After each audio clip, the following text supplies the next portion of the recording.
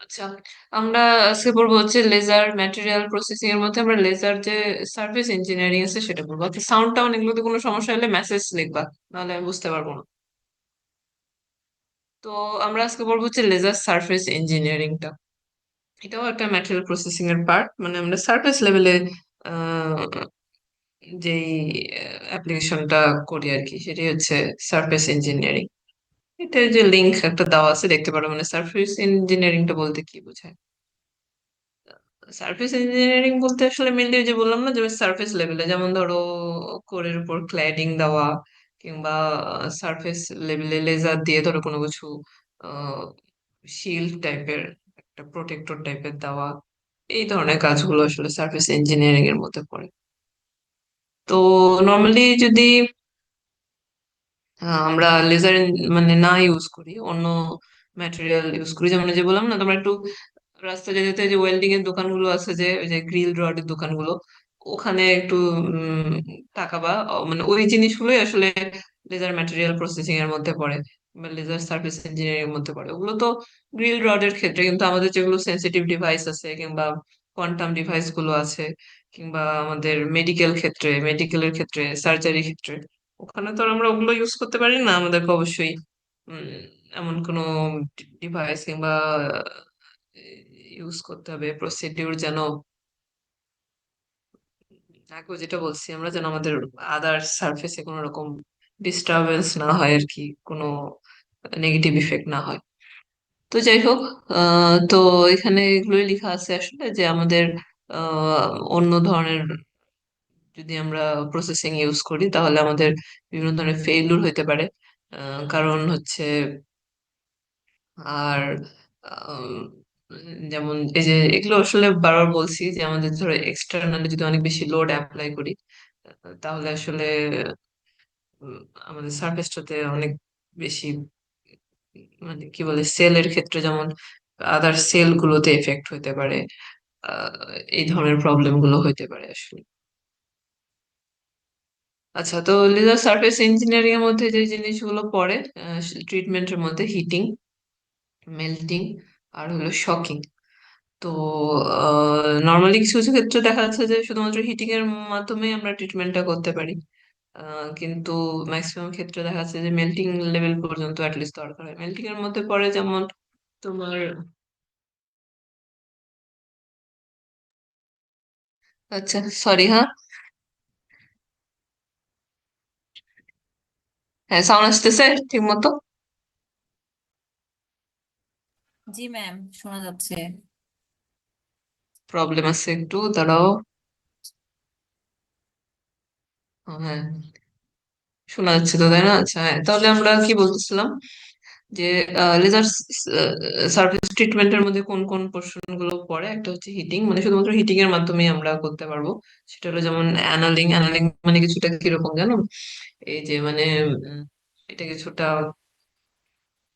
ড্রেইনের মতো আর কি। মানে ক্যানেল টাইপের আর কি, এই ধরনের কিছু কিছু অ্যাপ্লিকেশন আছে যে আমাদেরকে করতে হয়। তো এগুলো হলো অ্যানালিং এর মধ্যে পড়ে। তারপর হলো ট্রান্সফরমেশন হার্ডেনিং, যে আমরা যদি হার্ডেনিংটা চেঞ্জ করতে চাই আর কি সার্ফেসের, সেই ক্ষেত্রে। আর মেল্টিং এর মধ্যে কিছু কিছু অ্যাপ্লিকেশন যে শুধুমাত্র হিটিং দিয়ে পসিবল হয় না, সেক্ষেত্রে আমাদেরকে আসলে পুরোপুরি মেল্টিংই করতে হয়। এগুলোর মধ্যে পড়ে হচ্ছে অ্যালোয়িং, মানে উপরে যদি তুমি আরেকটা লেয়ার অ্যাড করতে চাও, কিংবা ক্লেডিং, গ্লেজিং। গ্লেজিং হলো এই যে ইয়ার ক্ষেত্রে করে, ওই যে তোমার, আমরা যে ধরো স্বর্ণের অলংকার বানাই না, জি সরি রে, ম্যাম। এক্সট্রিমলি সরি হ্যাঁ, আমার খুবই ইম্পর্টেন্ট ফোন আসছিল।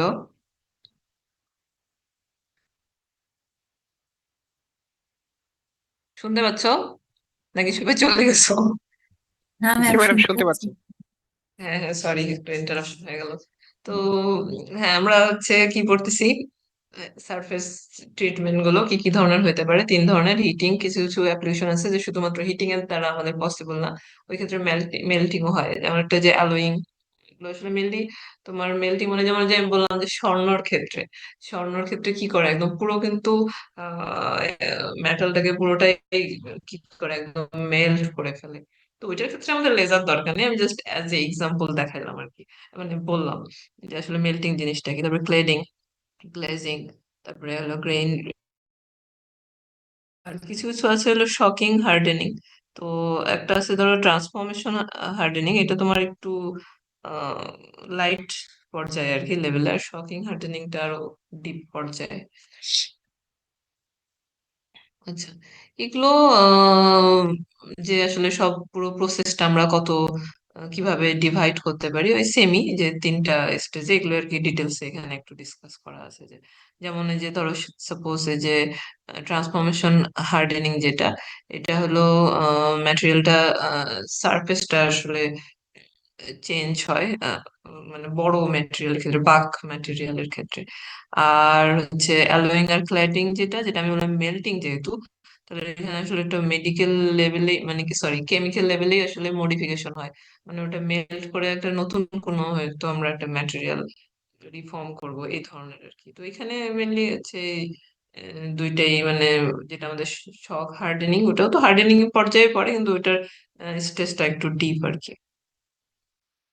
আচ্ছা, এরপরে এই জিনিসগুলোই তিনটাই আমি যেগুলো বললাম ওগুলোই আসলে এখানে ডিসকাস করি। একটা হচ্ছে heating without melting, heating with melting, আর একটা হচ্ছে তো মেল্টিং। হিটিং উইদাউট মেল্টিং তো ওই যে বললাম যেটা, যে এখানে আসলে মেল্ট করা হবে না। আর হিটিং উইথ মেল্টিং যেটা, ওই যে যেটা আমি বললাম যে শক হার্ডেনিংটা, ওইটা হলো ওই পর্যায়ে যায় আর কি। আর এটা তো হলো নর্মালি মেল্টিং। আচ্ছা, এখানে সার্ভিস ইঞ্জিনিয়ারিং এর আবার হচ্ছে দুই ভাবে আমরা প্রসেসটাকে ক্লাসিফাইড করতে পারি। একটা হলো মাইক্রো স্ট্রাকচারাল মডিফিকেশন, আর একটা হলো মানে মাইক্রো স্ট্রাকচার আবার একটা কম্পোজিশনও করবে আসলে সেটা একটা, মানে শুধুমাত্র মডিফাই করবে। আর এটা হলো শুধুমাত্র মডিফাই করবে না, ওটা আসলে পুরো ম্যাটেরিয়ালটাই আমাদের চেঞ্জ হয়ে যাবে আর কি, যেহেতু এখানে মেল্টিং হবে। তো এগুলোর মধ্যে পড়ে, মানে আগের ক্লাসিফিকেশনটা অন্যভাবে করা হয়েছিল, আর এই ক্লাসিফিকেশনটার মানে ইয়ার বেসটা ক্যাটাগরিটা হলো অন্য। তো এখানে হচ্ছে আমাদের মাইক্রো স্ট্রাকচারাল মডিফিকেশন যেটা আছে সেটার মধ্যে পড়ে যে হার্ডেনিং, মেল্টিং, শকিং আর হলো টেক্সচারিং। আর যেটা আমাদের মাইক্রো স্ট্রাকচার এন্ড কম্পোজিশন, এটা মিলে হচ্ছে আমাদের এই যে অ্যালোয়িং, ক্ল্যাডিং, রিমেল্টিং আর ডিপোজিশন, এই জিনিসগুলো কভার করে আর কি। আচ্ছা, এটা হলো আমাদের হিটিং, মেল্টিং আর ভেপোরাইজেশন যেটা জিনিসটা আছে সেটার মানে ইন্টারাকশন টাইমটা কত হয়, আর পাওয়ার ডেন্সিটি, সেটার একটা গ্রাফ আছে। এটা কিন্তু ইম্পর্টেন্ট বোঝার জন্য, যখন তুমি সাপোজ ইন কেস যদি কেউ এই পর্যায়ে কাজগুলো করো তখন তোমার জানাটা প্রয়োজন আসলে। যেমন ধরো সাপোজ যে পাওয়ার ডেন্সিটি, তোমার যেটা ভেপোরাইজেশন আছে, যে শকিং হার্ডেনিং কিংবা যে ড্রিলিং আর কি, সেটার ক্ষেত্রে আমাদের পাওয়ার ডেন্সিটিটা সবচেয়ে বেশি। মেল্টিং এর ক্ষেত্রে তার চেয়ে একটু কম, 10⁻⁷ থেকে 10⁹। আর হিটিং এর ক্ষেত্রে সবচেয়ে কম, 10⁻³ থেকে 10⁻⁷। আর ইন্টারাকশন টাইমটাও, হিটিংটা আসলে 10⁻⁻² পর্যন্ত কাভার করতে পারে। আর মেল্টিংটা 1 সেকেন্ড। আর ভেপোরাইজেশনটা আসলে আরো বেশি টাইম কাভার করে। একটু কি বুঝতে পারতেছো ব্যাপারগুলো? কিছুটা, মানে কিভাবে বলবো আমি, যে পানির ক্ষেত্রেও চিন্তা করতে পারো, যে নর্মালি আমরা হিট দিলাম ইনিশিয়াল লেভেলে, দেখা যাচ্ছে যে 10, 20 কিংবা 30 ডিগ্রি হলো। তারপরে কি হবে, বরফকে যদি আমি চিন্তা করি, ঠিক আছে, প্রথমে হলো আমরা হিট দিলাম, তারপরে কি হলো, মেল্টিং বলতে যখন ওটা তোমার লিকুইডে কনভার্ট হবে। আর ভেপোরাইজেশন মানে যখন সেটা বাষ্প হইতে শুরু করবে। ব্যাপারগুলো কিছুটা এই ধরনের। আর এখানে আরেকটা হলো তিন ধরনের হচ্ছে অ্যাপ্লিকেশন: লেজার গ্লেজিং, অ্যালোয়িং আর ট্রান্সফরমেশন হার্ডেনিং। এই তিনটার ক্ষেত্রে ইন্টারেকশন টাইমটা কিরকম হয়? তো গ্লেজিং এর ক্ষেত্রে ইন্টারেকশন টাইমটা 10⁻⁴ পর্যন্ত, কিন্তু অ্যালোয়িং এর ক্ষেত্রে তোমার আরেকটু বেশি। আর যেটা ট্রান্সফরমেশন হার্ডেনিং, এটার ক্ষেত্রে তোমার আরো বেশি আর কি। আর পাওয়ার ডেন্সিটিটা ট্রান্সমিশন হার্ডেনিং এর ক্ষেত্রে কম, অ্যালয় এর ক্ষেত্রে একটু বেশি, আর লেজার গ্লেজিং এর ক্ষেত্রে সবচেয়ে বেশি। আচ্ছা, এরপরে যেটা যে মানে কি কি টেকনিক ইউজ করা হয়, যে থার্মাল কিছু ট্রিটমেন্টের নাম বলা হয়েছে, এগুলো আসলে জানার জন্য তোমাদের, এমন না যে একটু সিলেবাসের মধ্যে খুব বেশি ইম্পর্টেন্ট, আমাদের টাইম থাকলে হয়তো প্রতিটা ডিটেলসে পড়তাম।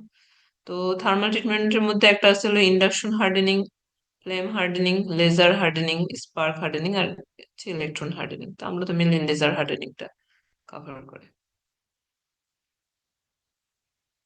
আচ্ছা, এরপরে হচ্ছে তোমার থার্মাল ডিফিউশন ট্রিটমেন্টের মধ্যে কোনগুলো পড়ে, যেমন হচ্ছে আমরা যদি যেগুলো গ্যাস কিংবা লিকুইড প্যাকের মধ্যে, যেমন কার্ব বা কার্বারাইজিং, কার্বনিক থ্রিডিং, এগুলো আমিও কখনো করিনি আসলে, এগুলো খুবই হার্ড স্পেল করা। আর হলো নাইট্রো কার বা রিসিং, আর হলো নাইট্রিডাইং, এগুলো কেমিক্যাল রিলেটেড টার্ম, আমি এগুলো কখনো দেখিও নাই, আমি এগুলো বুঝিও না তো। নিকল নিকল ট্রিটমেন্টের পথে মানে এগুলোর মধ্যে পড়ে হলো ক্লিনিং আর হলো ফিলেট রোলিং, এগুলো হচ্ছে অ্যাভেলেবেল। যাই হোক, এগুলো আমাদের আহ আমরা তো মেনলি লেজার হার্ডেনিংটা কভার করবো আর কি। আচ্ছা, এখন এখানে হচ্ছে আহ দুইটা লেজার হার্ডেনিংটা কিভাবে হয়, দুইটা আহ, আলাদা আলাদা ভাবে তোমার ডিসকাস করা হয়েছে। একটা হলো তুমি যদি এই যে অস্টেনাইট যদি ইউজ করো তাহলে কি হবে। অস্টেনাইট ইউজ করলে তোমার হচ্ছে নর্মালি এটা হলো আহ, এটার হলো আমরা টেম্পারেচারটা দেখতে পাচ্ছি, এটার হলো 112,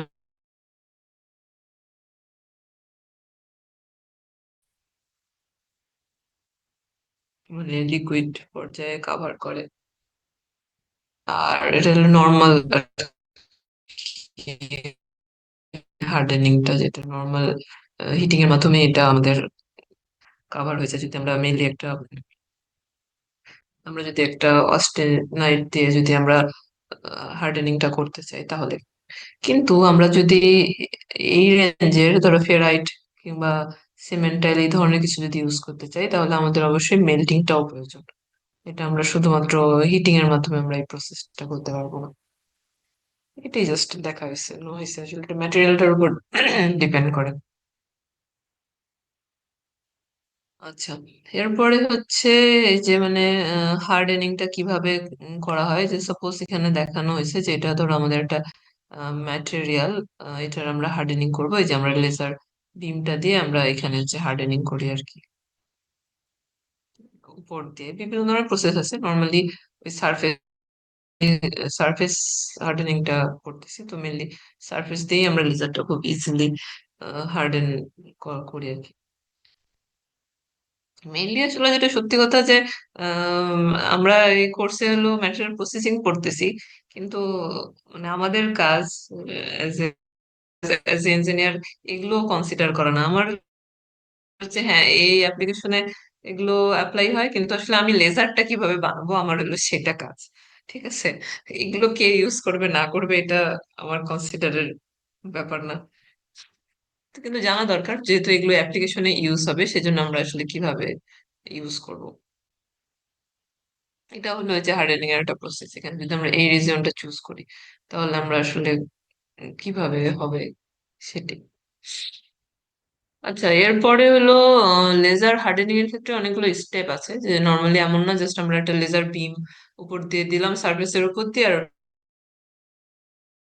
আমাদের এটা অনেকগুলো স্টেপ আছে। যেমন যে ফার্স্ট হলো ক্লিনিং, লাইটের ক্ষেত্রে এটা মনে রাখবা, লাইটের ক্ষেত্রে ক্লিনিংটা খুবই খুবই ইম্পর্টেন্ট, বিশেষ করে অপটিক।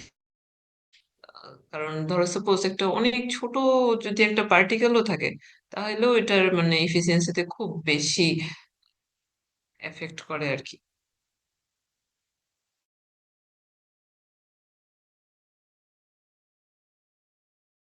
এই যে যেমন অয়েলের সাথে হাতের মধ্যে গ্লোভস পরে তোমাকে চেঞ্জ করতে হবে, নাহলে তোমার ইফিসিয়েন্সিতে প্রবলেম হবে, কিংবা যদি কোনো কারণে কোথাও যদি ওটা সারফেসে লাগে যায় তাহলে খুব বেশি ডিফিকাল্টিস হয়, ওটা আমাকে ক্লিন করতে হয় কিছুদিন পর পর।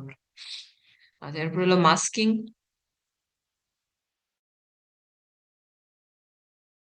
মাস্কিং ওই যে যেটা বললাম যে এটা খুব মানে ইম্পর্টেন্ট আর কি। তারপরে কোটিং, কোটিং তো ইউজ করতেই হবে, এটা হলো মানে আমাদের জন্য অ্যাবজর্পশন ক্যাপাবিলিটিটা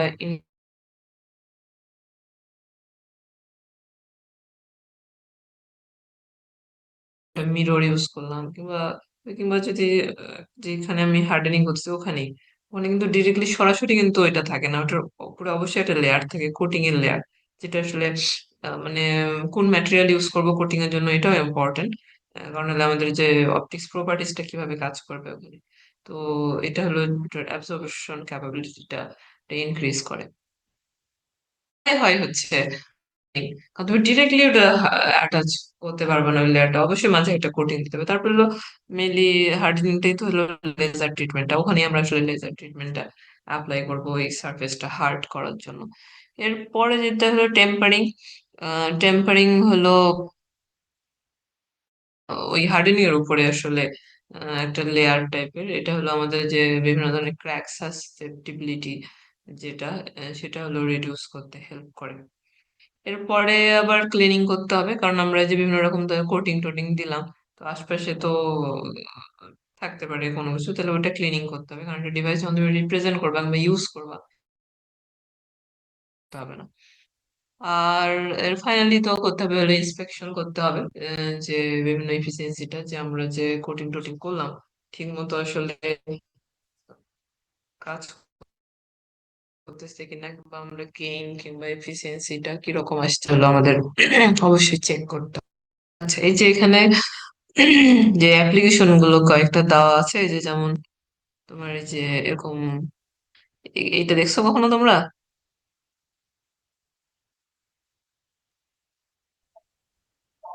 অবশ্যই দেখছো, এগুলো বাসা বাড়িতে বিভিন্ন না রকম ডিভাইস ম্যাম, টিভাইস এই যে মোট। হুম। দেখি নাই তো মনে হচ্ছে না। দেখছো বাসায় কোনো এটা মানে যন্ত্রপাতি দেখো মেইনলি না, এই যে কোথায় মোটর, ইউজ হয় তাহলে মনে হয় রিলেট করতে পারবো। এগুলো বিভিন্ন মেশিন টেশিনের ভিতরে ইউজ হয়। যেমন ধরো ও পানির আচ্ছা মেশিন, আচ্ছা। তারপরে হচ্ছে ওই যে ড্রিল মেশিন, তারপরে মোটর আর কি, বিভিন্ন ধরনের মোটর টোটরে এগুলো আমি দেখছি। দেখছো এটা কখনো? হয়তো এগুলো চোখ দিয়েও মানে ইন্টারেস্ট ফিল করো নাই, এই জন্য চোখে পড়ে নাই। হ্যাঁ, বেশি খেয়াল করি নাই হয়তো তো বা। ডেফিনেটলি এগুলো বাসা বাড়িতে বিভিন্ন ডিভাইসে আছে আর কি। কিংবা দেখো যে ফ্যানের যে ভিতরে ওগুলো তো থাকে, কিংবা তো হচ্ছে, তো এই যে দেখতে পাচ্ছ যে আসলে লেজার সারফেসিংটা কিভাবে ইউজ করা হয়, যে দেখো লেজার দিয়ে যে আমরা এই যে এটা হার্ডেনিং করার ক্ষেত্রে আসলে আমরা ইউজ করতেছি, কিংবা এই ধরনের বিভিন্ন মেটালে এই ধরনের কোটিং করার জন্যও আমাদের লেজার ইউজ করা হয়। ঠিক আছে।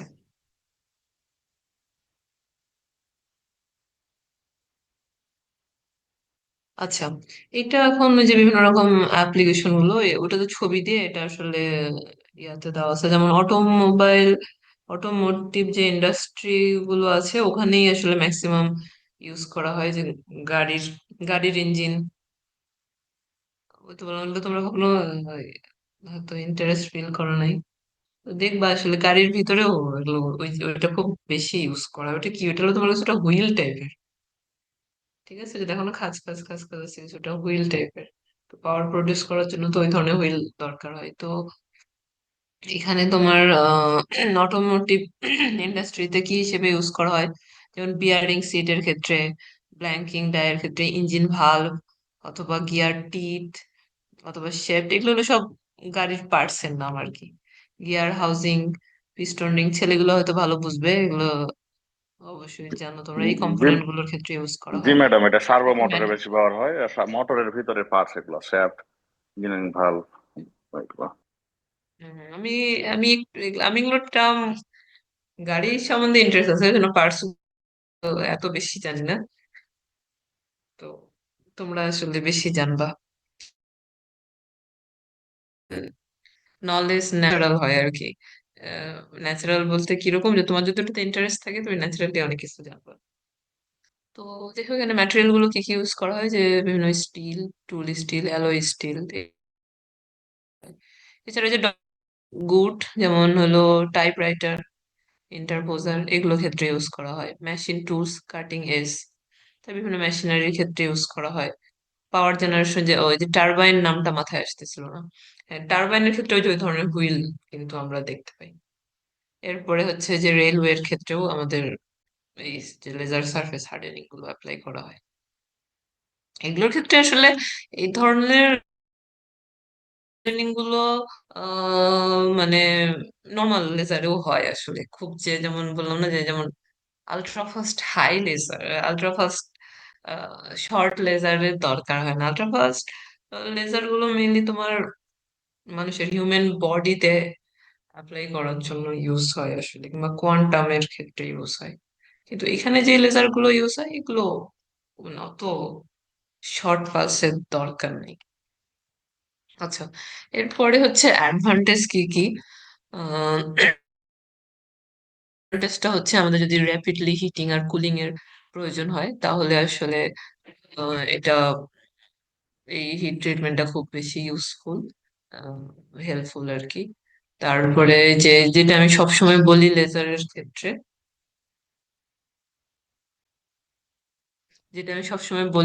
ক্ষেত্রে, যে লেজার ইউজ করলে যেটা হয় যে মানে হিট ইফেক্টের জোনটা মিনিমাল হয়, মানে সাইডের যে আরো সাইডের যে এরিয়া গুলো আছে ওগুলো আসলে এফেক্টটা খুব বেশি মানে কম করে, যেটা অন্য কোনো টেকনোলজির মাধ্যমে পসিবল না। সাপোজ যে বললাম না, হোল হিলিংই করো, ধরো ড্রিল মেশিনে ড্রিল করবা, দেখবো যে আশপাশের পুরো এলাকাটাই একটু দুর্বল হয়ে যায়। কিন্তু লেজার দিয়ে করলে এই ধরনের প্রবলেম গুলো হবে না। তারপরে যে minimal distortion due to low heat input. তারপরে তোমার বিভিন্ন হিট ট্রিটমেন্টের ক্ষেত্রে ইজি হয়, বিভিন্ন কমপ্লেক্স শেপ যেগুলো আছে এগুলো প্রসেস করতে ইজি হয়। তারপরে ইউনিফর্ম, এটা একটা ইম্পর্টেন্ট, যেগুলো আসলে অন্য কিছুর মাধ্যমে এতটা ইউনিফর্ম পসিবল নয় যতটা লেজারের মাধ্যমে পসিবল আসলে।